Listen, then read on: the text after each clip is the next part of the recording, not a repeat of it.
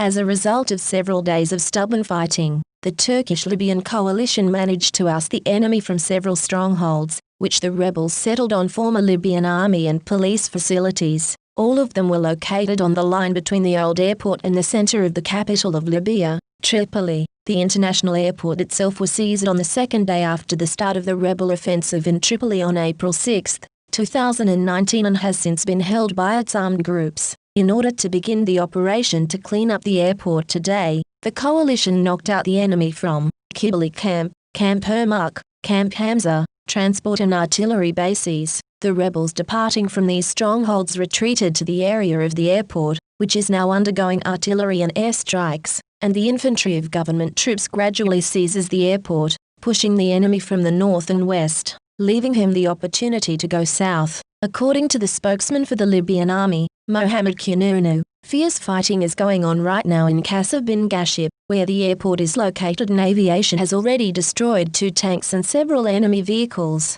In general, what has happened many times is repeated. The infantry enters after the aircraft and artillery. In general, the Operation Volcano of Wrath is slowly developing in the southern direction from the capital. But in this whole picture there is another important element that certainly affects the course of hostilities. According to an Anadolu agency, the Libyan army spokesman said that during the retreat, the enemy stopped collecting the bodies of his dead. Previously, he took measures to evacuate corpses, but now this practice has been discontinued. As of yesterday, 48 dead bodies of the enemy were discovered. Perhaps this is also due to the fact that in the ranks of the rebels who are forced to sit in closer positions, an epidemic of coronavirus broke out. So, the representative of the headquarters of the government forces, General Abdulhadi Dura, who manages operations in the Sirte and Al-Jafra directions, reported that according to intelligence, 2 fighters of the Russian private military company Wagner have already died from coronavirus, and at least 2 more are in serious condition.